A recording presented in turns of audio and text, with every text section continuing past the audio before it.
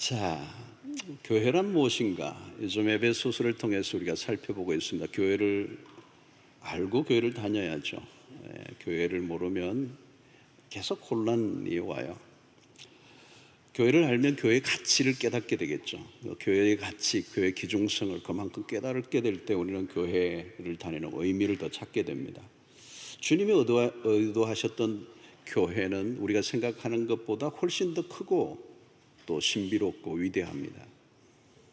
그리스도의 몸은 어떻게 세워져 가는가? 자칫하면 우리의 열심으로 세운 교회를 우리의 열심으로 허물어뜨릴 수도 있어요. 교회가 무엇인가를 모르고 교회를 섬기는 일은 굉장히 위험한 일입니다. 언제나 인간적 열심은 위험성을 갖고 있죠. 예수님의 시대에도 바리새인들은 얼마나 열심이었습니까? 근데 주님을 십자가에 매다는 일에 앞장을 섰습니다.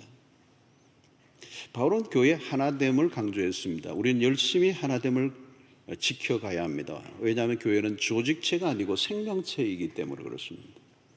조금 더 제가 이 어린 생명을 생명체이기 때문에 굉장히 조심스럽게 안았어요. 물건이면 그냥 가볍게 그냥 함부로 할 수 있는데 생명체는 그렇지 않아요. 교회는 생명체입니다. 그리스도의 몸이라고 하는 그 생명체는 하나됨을 지켜야 되고 그 교회가 하나 될 때 강력한 힘을 가지게 되는 거예요. 그런데 이 하나됨은 획일화가 아니라 다양성 속에서의 하나됨. 그래서 성도들 각자에게 은사를 주셨는데 그 은사를 따라 다양하게 섬기면서 공동체 안에 조화를 이루어가는 하나됨. 그것이 지난 시간에 우리가 살펴보았던 건데 오늘은 직임에 대한 얘기입니다. 11절에 보면 그가 어떤 사람은 사도로, 어떤 사람은 선지자로, 어떤 사람은 복음 전하는 자로, 어떤 사람은 목사와 교사로 삼으셨으니 그랬습니다. 여러 직분이 열거되고 있는데요. 사도와 선지자 그리고 복음 전하는 자는 실제적으로 신약 시대로 이 예수님의 초기로 그 시대로 끝이 났다고 볼 수 있습니다. 복음 전도자가 좀 애매하긴 한데 초대교회 시대에 복음을 들고 순회하던 전도자들이 있었지만 그런 류의 전도자는 오늘날에는 존재하지 않습니다.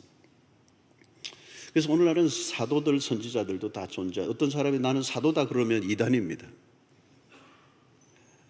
요즘 이단 전문가 얘기를 들으니까 최근에 이 통계를 보니까 지금 한국에 자기가 예수라고 하는 자가 50명 정도 된다고 그래요. 이 사도와 선지자는 얼마나 더 많겠습니까? 자, 오늘날 사도들과 선지자들은 존재하지 않습니다. 그러나 그들이 남긴 것이 성경입니다. 그래서 오늘 에베소서 2장 20절에 보면 너희는 사도들과 선지자들의 터 위에 세우심을 입은 자라 그랬어요. 그러니까 사도들과 선지자들이 남긴 신구약 성경 위에 교회가 세워져 있다. 그 얘기를 하는 겁니다. 자, 신약의 교회는 사도들과 선지자들이 남긴 성경의 절대 권위를 인정하고 그 말씀을 따르는 것입니다. 그러므로 교회는 어느 날 갑자기 하늘에 뚝 떨어진 게 아닙니다. 이단들의 특징이 있는데 갑자기 툭 튀어나온 거예요. 돌연변이처럼, 암덩어리처럼. 자신이 하늘의 계시를 받았다. 이 계시를 받다, 환상을 보았다. 또 성경을 특별하게 해석해 주겠다. 그 다 이단들이에요. 신구약 성경을 능가하는 새로운 계시, 새로운 환상은 더 이상 존재하지 않습니다. 혹 있다 할지라도 성경을 능가할 수는 없습니다. 지금은 계시의 종결 시대, 신구약 성경 66권으로 충분하다. 그것을 계시의 충족성 그리고 계시의 완전성 그럽니다. 교회는 사도들과 선지자들이 남긴 성경의 권위를 인정합니다. 오늘 본문에 언급된 직임들은 공통점이 있는데 바로 그 하나님의 말씀을 맡은 역할을 했던 사람들입니다. 여러분, 교회를 세워가는 일이 핵심적인 게 무엇인지 알려주고 있죠.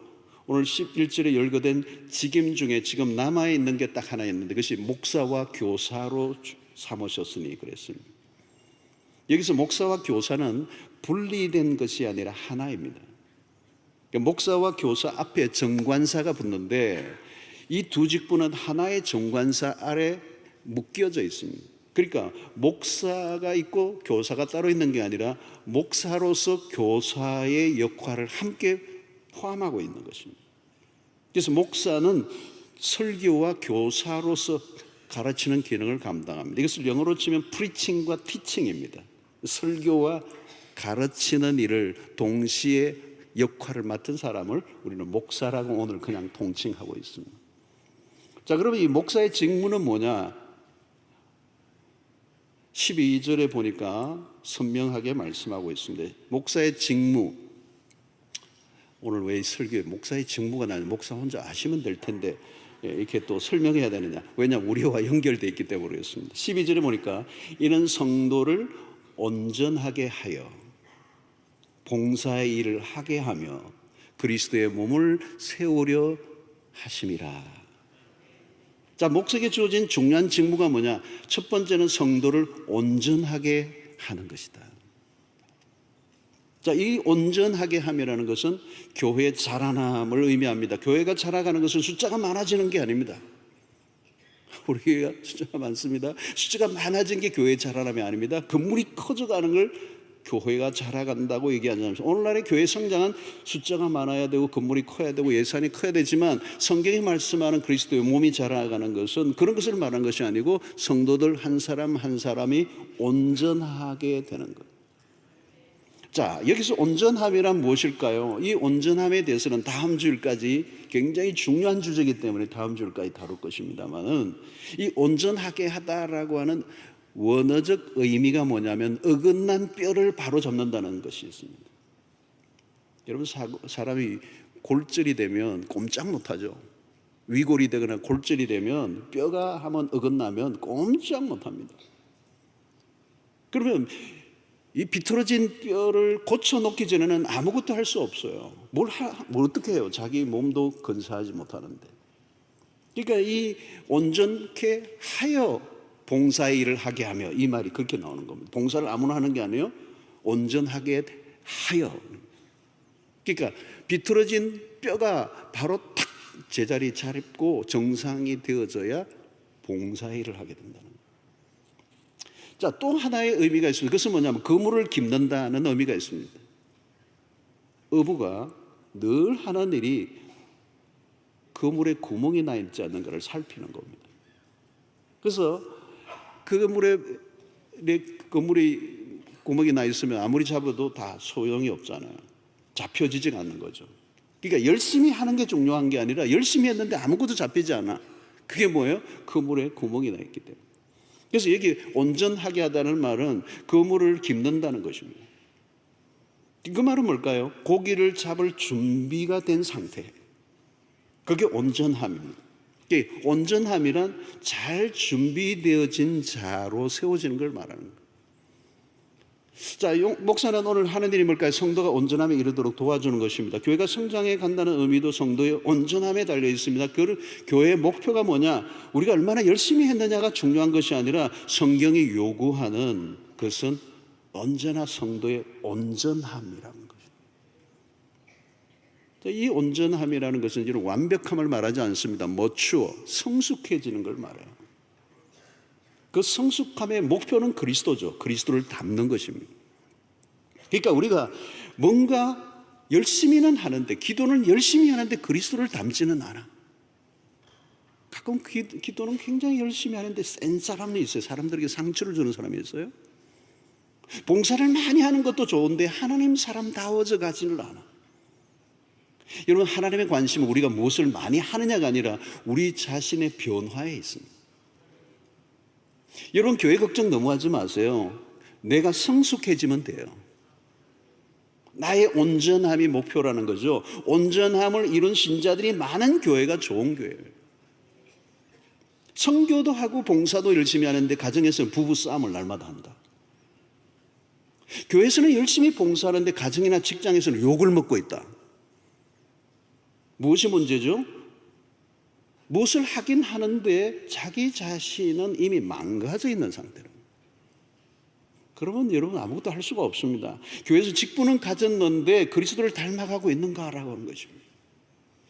바울의 목회적 초점은 분명합니다. 목사가 할 일의 핵심은 성도를 온전하게 하는 것. 그 일을 위해 교회에 보내진 선물이 목사라는 것입니다. 자, 이 목사의 직무는 무엇일까? 어떻게 하면 성도를 온전하게 할 수 있는가? 여러분, 목사라는 말에 그 헬라어의 그 동사를 보면 치다, 양을 치다. 요한복음 21장에 예수님이 부활하신 다음에 베드로 디비랴 바닷가에 도망가 있는 베드로에게 찾아오셔서 이제 너가 나를 사랑하느냐 이 세 번 물으시고 하신 말씀은 내 양을 먹이라, 내 양을 치라, 내 양을 치라. 자, 어떻게 여러분 양을 치는 거죠? 목자가 해야 되는 양을 푸른 초장으로 데리고 가서 풀을 먹게 하는 거죠. 여러분, 이게 뭘까요? 하나님의 말씀입니다. 목사의 핵심적 직무는 말씀을 통하여 양들을 먹이는 거예요. 교회의 다양한 프로그램이나 방법들이 동원될 수 있지만 핵심은 말씀을 통하여 성도들의 꼴을 먹이는 역할을 하는 목사의 역할이 매우 중요하다는 것입니다. 여러분, 교회 안에 다양한 사역과 은사들이 필요하지만 그러면서도 말씀을 전하는 사역의 위치가 독특한 면이 있는데, 그것은 교회는 사도들과 선지자의 터 위에 서 있다면 목사가 해야 할 역할은 말씀을 통하여 교회가 굳건하게 세워지도록 하는 일이라는 거예요. 자, 우리 수영로교회가 예배당을 건축할 때 이 공사를 하는데요, 이 밑에 안반이 나왔어요. 안반이, 거대한 안반이 나와가지고, 사실은 이 매립 지역들인데 이렇게 공사하는데 여기에는 어마어마한 안반이 나와가지고 우리 교회가 반석 위에 세운 교회다. 지진이 나도 흔들리지 않을 것 같습니다. 그런데 여러분, 교회는 건물이 아닙니다. 진짜 교회 반석은 신구약 말씀입니다. 신구약 말씀을 압축하면 복음이고 그 복음의 핵심은 예수 그리스도이시죠. 그래서 목사에게 주어진 하나님의 말씀, 곧 복음을 증거하는 일이 교회의 운명과 미래가 달려있는 것입니다.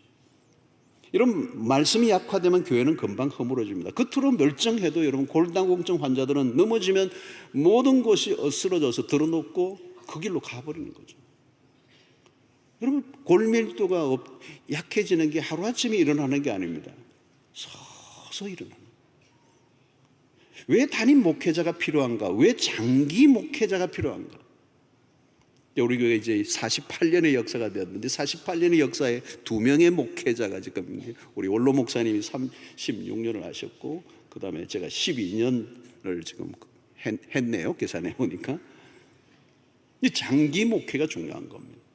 말씀이 꾸준하게 그리고 책임 있게 전해지지 않으면 성도들은 영적 영양 부실을 겪게 되는 거예요.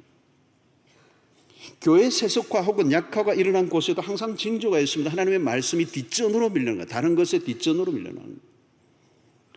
또 설교자가 말씀 자체를 선포하기보다 사상이나 세상적인 이론과 철학을 전하려고 할 때 위기를 맞게 되는 거예요. 오늘날의 교회 사람들은 권위 혹은 진리에 대해서 알러지 반응을 일으킵니다. 저항감을 내비치고 성경의 절대적 권위를 인정하지 않으려고 합니다. 그러니까 말씀을 선포하는 일이 오늘날 생각보다 까다로워졌습니다. 왜 그렇습니까?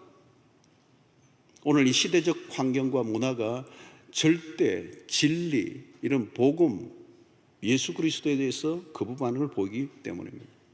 그럼에도 불구하고 말씀을 선포하는 일을 우리가 어떤 것에도 양보할 수 없습니다. 왜 그런가 하면 하나님은 지금도 말씀을 통하여 회심자들을 일으키시고 말씀을 통하여 영적 성장을 일으키시고 말씀을 통하여 사람들을 헌신자로 이끌어내는 것입니다. 그러므로 여러분, 생명력 넘치는 말씀이 강단에서 흘러나오면 교회는 살아 역동적으로 움직이게 됩니다. 설교는 강연이나 강의가 아닙니다. 하나님의 말씀의 대언이죠. 그래서 여러분, 예배 시간에, 설교 시간에 대단히 중요합니다. 말씀을 들을 때 우리 안에 신비로운 일이 일어납니다. 말씀의 능력이 어떻게 나타날지 우리는 알 수가 없습니다. 하나님은 설교라는 이 통로를 통하여 하나님의 말씀을 회중에게 전하게 하시고 당신의 뜻을 전달하게 하시고, 그래서 때로는 설교자가 부족하다 할지라도 그 부족한 입술을 통하여 회중들에게 말씀이 전달될 때 그 전달되는 과정 속에 성령이 역사하셔서 사람들의 내면을 변화시키는 역사가 일어납니다. 그래서 우리는 이 말씀을 통하여 우리의 영적 필요를 채우시고 그 말씀으로 하나님의 백성들을 하나님 앞에 세우는 일들을 이 설교의 행위를 통해서 하나님이 행하고 계시는 것입니다. 자, 그러면 우리가 이 말씀을 받을 때 어떤 태도를 우리는 받아야 되는가? 설교자도 매우 중요하지만 설교를 받는 우리의 태도도 매우 중요해요. 데살로니가전서 2장 13절에 보니까 이러므로 우리가 하나님께 끊임없이 감사하면 너희가 우리에게 들은 바 하나님의 말씀을 받을 때에 사람의 말로 받지 아니하고 하나님의 말씀으로 받음이니 진실로 그러하도다. 이 말씀이 또한 너희 믿는 자 가운데서 역사하느니라. 그러니까 하나님의 말씀으로 들어야 된다는 거예요. 이 설교를 하나님의 말씀으로 받아야 된다는 거예요. 사람의 말로 받지 않고 하나님의 말씀으로 받을 때 너희 그 말씀을 믿는 자 가운데서 그 말씀이 역사한다는 것입니다. 데살로니가 사람들은 사람의 말이 아니라 하나님의 말씀으로 됐다는 거예요. 여러분, 하나님의 말씀으로 오늘 이 시간 대할 때 그 말씀은 우리 안에서 능력으로 역사하는 것입니다. 그런 의미에서 전하는 이와 말씀은 하나로 묶여져 있습니다. 이 말씀을 전하는 자와 말씀은 분리되어 있지 않다는 것. 여러분, 하나님의 말씀을 연구하고 전달하는 과정에서 성령이 설교자에게 역사를 하십니다. 또 말씀을 전하는 가운데서도 성령이 역사를 하시고 말씀을 받는 성도들 가운데 역사하십니다. 그래서 이 루트나 그리고 존 칼빈이나 이런 분들은 모두 하나님이 강단을 통해서 역사하시고 임재하신다는 것을 강조했어요. 설교자는 하나님의 입의 역할을 하고 있습니다. 설교자를 대하는 우리의 태도도 매우 중요하죠. 말씀에 대한 존중심은 설교자에 대한 태도와도 연결됩니다. 설교자에 대한 존중의 마음 없이 하나님의 말씀의 은혜를 잊기는 어렵습니다. 이것은 뜰래 뗄 수 없는 관계이기 때문에 그래요. 그래서 교회 생활 중에 말씀을 전하는 목사와 좋은 관계를 유지하는 일은 은혜 생활의 핵심 중에 하나인 것입니다. 물론 목사 역시 말씀을 전하는 일과 자신의 삶의 일치를 위해서 노력을 해야 되겠죠. 바울은 자신이 그가 쓴 서신서에서 자신의 사도직에 대한 정당성을 많이 강조합니다. 특별히 고린도후서에서 나오는데요. 이유는 자신의 사도직에 대한 애착 때문이 아닙니다. 자꾸 사람들이 바울은 사도가 아니다, 사도가 아니다, 사도가 아니다라고 하는 얘기를 하는 그런 사람들이 있었어요. 바울의 사도직을 훼손하려고 하는 사람들이 있었는데 그들의 의도는 뭐냐면 바울이 사도가 아니라는 것에 초점을 맞는 것이 아니라 바울이 얘기하고자 하는 그 말씀의 훼손을 하려고 하는 목적이 있었기 때문에 그렇습니다. 만약에 바울이 사도권이 없으면 그가 전하는 말씀은 더 이상 성도들에게 영향을 줄 수 없기 때문에 사람들은 사도직을 훼손시키려고 했던 거죠. 여러분, 오늘 우리가 이 전하는 것과 전하는 메신저와 메시지는 분리될 수 없다는 것입니다. 그래서 갈라디아서 6장 6절에 바울은 이런 얘기합니다. 가르침을 받는 자는 말씀을 가르치는 자와 모든 좋은 것을 함께하라. 여러분, 말씀을 전하는 것이 목사의 책임이라면 말씀을 말씀으로 받아들여야 할 책임은 성도들에게 있습니다. 그런데 말씀을 잘 받아들이려고 하면 말씀을 전하는 자와의 관계가 중요하다는 거예요. 그런데 오늘 6장 6절은 그냥 목사와 좋은 관계를 유지하라는 얘기를 하고 있는 것이 아니라 말씀을 가르치는, 말씀을 전하는 자가 잘 전하는 자로 살아갈 수 있도록 말씀을 듣는 자들이 도울 때 그 좋은 말씀들을 받는 회중 자신에게 유익이 간다는 것입니다. 그래서 목사에 대한 호의적 토대로는 말씀을 듣는데 영향을 미칩니다. 마음이 열려 하나님의 은혜가 그냥 흘러들어오는 것이죠. 사랑하는 성도 여러분, 오늘 우리가 참 좋은 목사를 만나기가 쉽지 않은 시대를 우리가 살고 있습니다. 그러나 여러분, 좋은 목사는 사실 좋은 회중 안에서 만들어져요. 누가 먼저인가 알 수 없는 역학관계가 있는데요, 여러분, 좋은 목사를 통해 좋은 교인이 만들어지는 것입니까? 아니면 좋은 교인이 있어 좋은 목사가 만들어지는 것입니까? 투표를 한번 해볼까요? 아마 상호관계가 있어요. 상호관계가 있는 거예요. 좋은 목사를 통해 좋은 교인이 만들어질 수도 있지만 좋은 교인이 있어서 좋은 목사가 만들어집니다. 여러분, 좋은 목사는 누구입니까? 다 잘해야 하지만 우선순위가 있습니다. 말씀을 전하는 일. 여러분, 집안에서 엄마가 해야 할 역할이 많이 있죠. 아이들을 옷을 입히고 잠도 재워주고 같이 놀아도 주고 뭐 학교도 보내고 뭐 다 하는데 그 엄마가 밥을 안 해준다면, 여러분, 제때 따뜻한 밥을 꼬박꼬박 잘 먹이는 엄마가 일단 좋은 엄마예요. 목사는 무엇보다 말씀을 전하는 일에 성실해야 합니다. 맡겨진 양떼들이 배불리 먹도록 하는 일보다 우선적인 것은 없습니다. 다른 것은 그 다음의 문제예요. 성도들 역시 목사에게 너무 많은 걸 요구해서는 안 됩니다. 좋은 말씀의 사역자가 되도록 하는 것. 그런데 이러면 좋은 설교가 나오는 것은 어려운 일입니다. 말씀의 사역자들이 참으로 많이 일어나는 그 시대는 복이 있어요. 그런데 말씀 사역자들이, 설교자들이 희귀해지면 그 시대는 영적 어두움에 휩싸이게 되는 것입니다. 그래서 사도행전 6장 4절에 이런 말씀합니다. 우리는 오로지 기도하는 일과 말씀 사역에 힘쓰리라. 말씀과 기도에 집중하는 일이 핵심이라는 것을 사도들이 깨달은 거죠. 왜냐하면 이 과부들을 구제하는 일 문제를 가지고 히브리파, 헬라파 사람들이 서로 분파가 일어나고 다툼이 일어나게 되는 것을 보면서 갑자기 이제 사도들이 깨달은 거죠. 그런 것들은 7 집사에게 맡기고 자기들은 기도와 말씀 사역에 힘써야 되겠다. 이 말은 여러분 뭘까요? 여러분, 목사는 목회만 하고 재정은 평소인들에게 맡기라는 말씀이 아니에요. 하나님의 말씀이 교회 중심에 놓여 있어야 한다는 그 말씀이고, 교회의 어떤 사역도 말씀과 분리되어 있지 않다. 그래서 교회에 돌아가는 모든 것은 말씀의 원리 안에 이루어져야 한다. 목사가 말씀을 가르치는 일에 소홀히 하게 되면 결국은 교회 안에 불필요한 문제들이 이슈가 되고 분쟁이 일어나게 된다는 걸 얘기하고 있는 것입니다. 그래서 사도들이 기도하는 것과 말씀하는 것에 힘쓰게 될 때 어떤 일이 났는가? 사도행전 6장 7절에 이런 일이 일어나는 거죠. 하나님의 말씀이 점점 왕성하여 예루살렘에 있는 제자의 수가 더 심히 많아지고 허다한 제사장의 무리도 이 도에 복종하니라. 어떤 일이 일어난 거죠? 오늘 6장 6절에서 오로지 사도들이 기도하는 일과 말씀 사역에 힘쓸 때에 그런 역사가 일어난 것입니다. 여러분, 목사가 설교 가르치는 일에 집중하는 일은 쉽지 않습니다. 사역의 분산이 막 일어나기가 쉬워요. 여러분, 얼마나 하는 일이 많아지는지 신방과 상담과 행정과 때로는 교회 건축에 관련된 일과 목회가 여러분 종합 백화점과 같아요.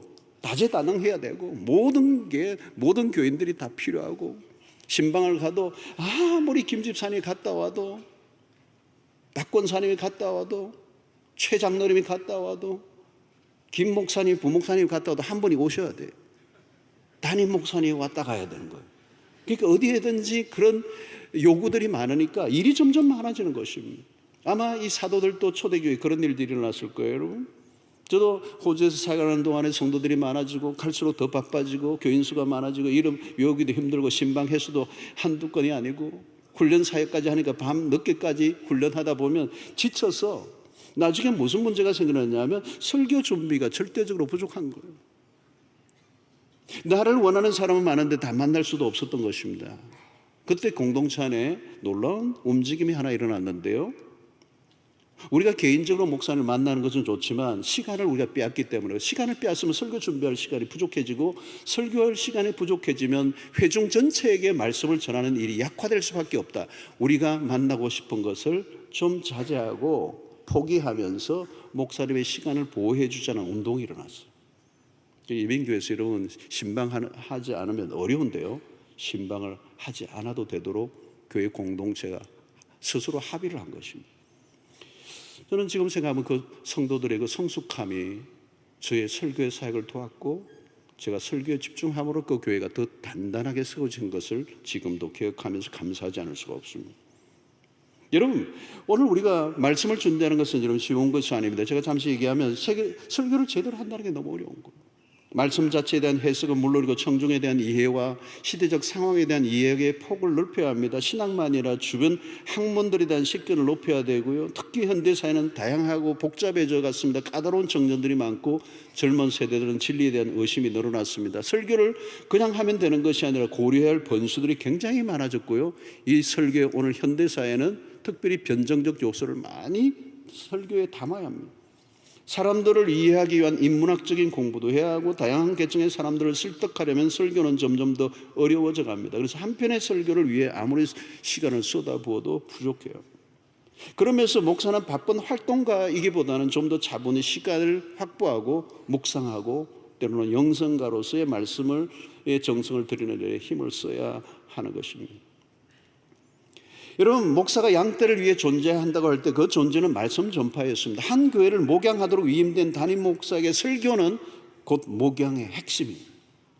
성도들을 직접 만나지 못하지만 설교를 통하여 성도들을 만납니다. 그래서 어떤 성도는 어떻게 목사님이 매주 내 개인 사생활을 다 들여다보고 설교를 하느냐는 거예요. 누가 일러줬다는 거예요. 부목사님들이 일러줬는가 보다. 여러분, 말씀을 전하는 과정에 성령의 작용이 있습니다. 성령은 각 개인에게 필요한 말씀을 오늘 공적으로, 여러분 오늘 여기 다양한 계층의 사람들이 모였는데 어떤 분은 자기 개인에게 말씀을 한다고 듣는 이유는 뭘까요? 성령이 그렇게 하시는 것입니다. 설교는 단순한 연설이 아닙니다. 설교 행위 안에 성령의 개입이 분명히 있는 것입니다. 그래서 성령의 감화는 설교를 하는 가운데 일어나는 것입니다. 하나님은 설교를 사용해 회중을 돌보게 하십니다. 성령은 목사로 하여금 무엇을 설교해야 할지를 알려주십니다. 여러분, 우리 공동체 오늘 이 시대에 우리에게 필요한 말씀이 무엇인지를 목회자에게 알려주시고 그것을 준비하게 하시는 거예요. 오늘 이 에베소서를 강의하는 것도 성령께서 저에게 주시는 말씀을 통하여 오랫동안 준비하게 하시고 여러분들과 나누고 있는 것이고, 이 말씀이 오늘 시대에 우리 회중에게 필요하기 때문에 성령께서 저에게 말씀하셔서 준비하고 전달하고 있는 것입니다. 여러분, 하나님의 말씀이 제대로 공동체 가운데 흘러 넘치도록 하는 것보다 더 중요한 일이 있을까요? 그것을 대신할 수 있는 것은 아무것도 없습니다. 한 공동체의 운명은 하나님의 말씀의 권위가 살아있을 때 유효해지는 것입니다. 오늘날 한국교회 안에 간정자들이 많이 세워지는 집회들이 많습니다. 때로는 은혜로운 간정들이 성도들의 신앙에 도전을 끼치기도 하지만 너무 많은, 그리고 관정에 이렇게 기울어져 있는 이런 집회들은 우리가 조심해야 돼요. 여기 위험성은 뭐냐면 말씀보다 간정을 더 선호하는 문화를 만들어서는 안 된다는 거예요. 그것은 교회의 후퇴를 말하는 것입니다. 말씀보다 앞서가는 게 있으면 안 되는 거죠. 아무리 예배 시간에 귀중한 것들이 많아도 말씀의 자리가 중심에 놓여 있어야 하는 것입니다. 그래서 오늘 이 개혁주의 교회라고 그래요. 오늘 우리 장로교 개혁주의 교회는 강단에 아무런 장식이 없습니다. 그냥 강단 하나밖에 없습니다. 이 독특한 구조예요. 여기에서 말씀이 전파되는, 이게 뭐 제가 잘라서 이 중앙에 나온 게 아니라, 그리고 이 강단 하나에서 말씀이 선포되어지는 것이 오늘의 교회, 신약의 교회의 가장 중요한 영적 행위라고 하는 것입니다. 하나님이 이 설교를 통해 당신의 백성들의 영혼을 돌보시고 살려내시고 자라가게 하신다는 거예요. 여러분, 우리가 개인 묵상이나 연구를 통해서도 은혜를 받지만, 그러나 예배 안에서 선포되어지는 하나님의 말씀은 분명히 다른 것이라는 겁니다. 우리의 영혼은 하나님의 말씀을 먹고 삽니다. 밥을 먹어야 힘이 나는 것처럼 말씀을 먹어야 우리의 영혼이 살 줄로 믿습니다. 오늘날 성도들이 살아가는 세상은 매우 혼란스럽습니다. 우리의 영혼에 유해한 환경들이 얼마나 많이 있습니까? 성도들의 영혼을 유린하는 이 사탄의 그런 공격에 우리의 영혼이 노출되어 있습니다. 여러분, 인터넷을 통한 정보들이 얼마나 넘쳐납니까? 유튜브에 치면, 여러분, 우리 교회 설교를 듣기 위해서 우리 교회를 찾는데도 저의 설교만 뜨는 게 아니라 앞뒤로 이단들의 설교들도 그냥 따라 붙는 경우들이 얼마나 많은지 모르겠어요. 요즘 이 광고비까지 쏟아내가지고요, 이게 아주 교모하게 파고 들어오는 것입니다. 여러분, 요즘 알고리즘으로 통해서 내가 한번 쳤는데 그 다음부터는 크게 관련된 것들이 쏟아져 나오고 거기서 빠져나오지 못하게 하고 계속 그것만 보게 하면서 거기에 사로잡히는 것, 내 영혼과 정신세계가 그 앞에 사로잡히는 것입니다. 오늘날 여러분, 이런 구글과 이런 그런 정보 매체들이 우리에게 친절하게 다양한 정보들을 제공해 주지만 그들이 우리의 영혼과 우리의 정신세계를 책임져 주지는 않습니다. 영적 분별력이 필요하죠. 바울은 교회를 흔들어내는 적들이 있음을 이미 알고 있었습니다. 그래서 사도행전 20장 29절 30절에 보니까 내가 떠난 후에, 이 에베소 교회를 떠나면서 에베소 교회 지도자들에게 바울이 한 얘기예요. 오늘 29절에 보면 내가 떠난 후에, 목양을 하다가 이제 바울이 떠납니다. 떠난 후에 무슨 일이 일어나냐? 사나운 이리가 여러분에게 들어와서 그 양떼를 아끼지 아니하며 또한 여러분 중에서도 제자들을 끌어 자기를 따르게 하려고 어그러진 말을 하는 사람이 일어날 줄을 내가 아노라. 그래서 사람들을 끌어들여 자기를 따르게 하려고 어그러진 말을 하는 사람들이 일어난다는 것입니다. 성도들이 말씀으로 무장하지 않으면 미혹을 받을 수 있습니다. 실제로 그런 일들이 얼마나 오늘날 많이 일어나는지 알 수가 없습니다. 여러분, 목사의 설교는 성도들의 영혼을 지켜내야 할 사명이었습니다. 오늘날도 그렇지만 초대교회는 더욱더 그랬습니다. 거짓 교사들이 너무 많았습니다. 아직 교리나 신학이 정립될 시간이 없었기 때문에 그릇된 가르침으로 이끄는 유린하는 자들이 나타났을 때 성도들이 거기에 따라가 미혹을 받았다는 거예요. 여러분, 교회를 떠나면서, 에베소 교회를 떠나면서 바울은 에베소 지도자들이 간곡하게 부탁하는 말이 바로 사도행전 20장 32절 곧 이어서 나오죠. 지금 내가 여러분을 주와 및 그 은혜의 말씀에 부탁하노니 그 말씀이 여러분을 능히 든든히 세우사 거룩하게 하심을 입은 모든 자 가운데 기업이 있게 하시리라. 이렇게 바울이 교회를 떠나면서 지도자들에게 부탁한 건 딱 하나예요. 조직을 강화하라, 행정을 힘쓰라. 그런 게 없어요. 교회는 다른 게 필요한 것이 아니고 주와 그 은혜의 말씀에 부탁하오니 그 말씀이 너희를 든든히 세워 주실 것이다. 여러분, 하나님의 교회에 필요한 것은 하나님의 말씀입니다. 바울은 그 말씀에 부탁을 하고 그 말씀이 여러분을 능히 든든히 세울 것이다, 이렇게 말씀하고 있는 것입니다. 사랑하는 성도는 어떤 교회가 강한 교회입니까? 시스템, 건물, 잘 짜여진 조직 아니에요. 하나님의 말씀인 것입니다. 교회를 이끌어가는 저력은 말씀에 있습니다. 성도들 안에 말씀이 단단히 새겨져 있다면 그 교회는 누구도 흔들 수가 없어요. 여러분, 교회를 지켜가는 힘은 뭘까요? 딴 게 아닙니다. 뭘 지키겠습니까, 여러분? 하나님의 말씀이 내 안에 제대로 새겨져 있을 때 그 말씀이 그 교회를 붙들고 가는 줄로 믿습니다. 말씀이 아닌 다른 방법으로 교회가 단단해지는 길은 없는 것입니다. 자, 온전하게 된 성도들이 해야 될 일이 뭘까요? 오늘 12절을 다시 보면 이런 성도를 온전하게 하여 봉사의 일을 하게 하며 그리스도의 몸을 세우려 하십니다. 여러분, 이 구절이 굉장히 중요한 구절이기 때문에 제가 다음 주일도 한 번 더 이 부분을 가지고 다룰 텐데요, 굉장히 중요한 핵심적인 거예요. 이는 성도를 온전하게 하여, 하며가 아니에요. 하며와 하여의 차이가 엄청나게 커요. 이는 성도를 온전하게 하여, 그 다음에 뭐예요? 봉사의 일을 하게 하며. 그러니까 봉사는 누가 하느냐? 그러니까 성도를 온전하게 하는 역할은 목사가 하는 거예요. 그리고 온전하게 된 사람이 하는 일은 뭘까요? 성도는 봉사의 일을 한다는 거예요. 그러니까 바울이 말씀하는 교회는 어떤 특정한 사역자 전문가가 사역을 하는 게 아니고 모든 성도들을 말하는 거예요. 본래 교회에 대한 그림은 그거예요. 모든 성도가 사역자가 되는 거예요. 오늘날 교회의 모습에는 목사가 사역을 하고 성도들은 사역의 보조적 역할이나 관중의 역할로 전락되어 있습니다.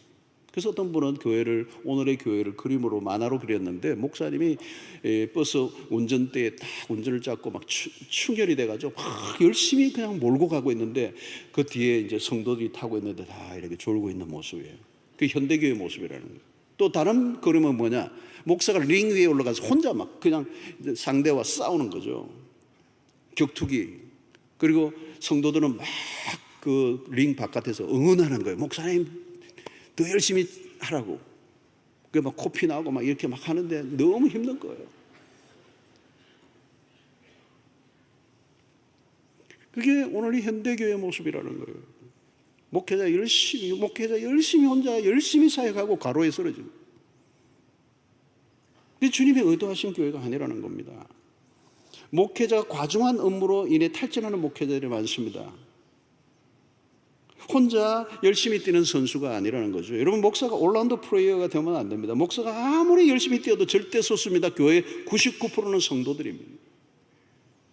소수의 전문가 중심의 사역이 아니라 평신도들이 사역의 주체가 되어야 된다는 거예요. 그게 은사를 주신 이유입니다. 목회자들은 성도들에게 사역의 많은 부분을 위임해야 되고, 목사만 열심히 하는 교회는 좋은 교회가 아니고, 좋은 목사가 있는 교회가 좋은 교회가 아니라 좋은 성도들이 많은 교회가 좋은 교회인데, 그 좋은 교회란 결국은 온전하게 하여 봉사의 일을 하는 사람들이 많은 교회가 좋은 교회예요. 교회의 99%의 성도들이 모두 소명자로 살아야 된다는 것입니다. 성경이 말씀하고 있는 교회 그림은 일부의 교회가 아니라 모두가. 그러면 축구로 비유하면 목사는 감독 혹은 코치의 역할을 하는 것이고, 선수는 뛰어야 될 선수는 성도들이라고 하는 것입니다. 그러면 관중은 누굴까요? 관중, 교인들이 관중이 아닙니다. 관중은 세상 사람들입니다. 세상이 우리를 지켜보고 있는 거죠. 그리고 그게 뛰고 있는 선수는 성도들이고, 그게 코치는 목사가 그 역할을 하고, 그 목사는 말씀을 통해 성도들이 교회 안과 밖에서 어떻게 그리스도인으로 살아야 할 것인가를 가이드해주고 코칭해주는 역할을 하는 것이고, 그 모든 전면에 뛰는 플레이어들은 성도들이 되어야 된다. 그것이 교회를 그린 그 교회론의 그림이라는 거예요.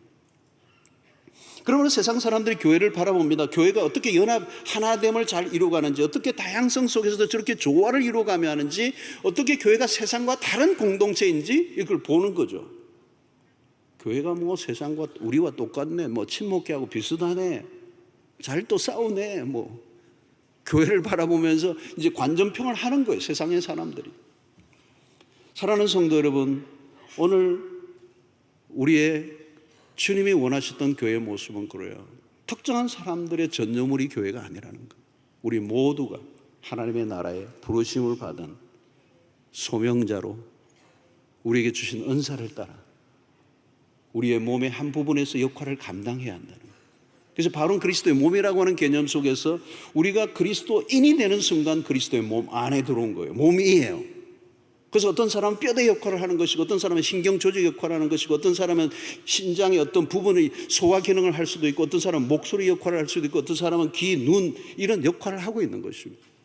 역할이 다를 뿐이지 몸 안에 다 어떤 역할을 하고 있는 것입니다. 몸 바깥에 있는 것은 몸이라고 말할 수 없습니다. 몸 안에 있다면 우리는 어떤 기능에 참여해야 하고, 그것이 그리스도의 몸을 세우는 일이라고 얘기하는 것입니다. 그러면 오늘 목사가 목회의 목표가 있다면 목사가 필요 없는 교회가 되게 하는 거예요. 그게 뭘까요, 여러분? 목사가 성도를 온전하게 하기 위하여 목사가 존재한다면 성도들이 온전하게 되는 순간 목사는 필요 없는 거예요. 그런데 아마도 그런 날은 오지 않을 가능성이 높기 때문에 목사는 계속 존재할 수밖에 없다, 그렇게 저는 믿어요.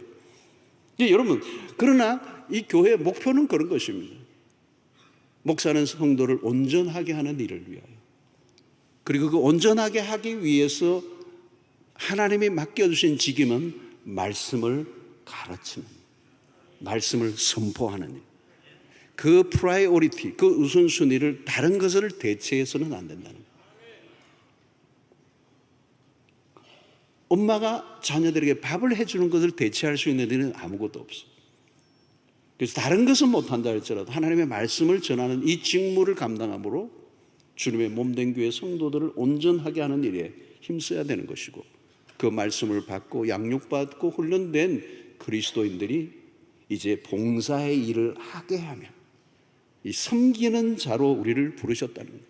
그래서 우리의 몸 안에서 하나님의 공동체를 세워가는 일에 우리 모두가 예외 없이 모두가 부름받았다는 사실을 기억하시고, 나에게 주신 그 은혜의 선물을 따라 주신 그 은사를 여러분 사용하심으로 나도 복을 받고 내 주변의 사람도 복을 받고 우리 공동체가 복을 받고 우리 교회를 통하여 이 세상과 이웃을 복받게 하는 일에 쓰임받는 통로가 되는 여러분들 되시기를 주의 이름으로 축원합니다.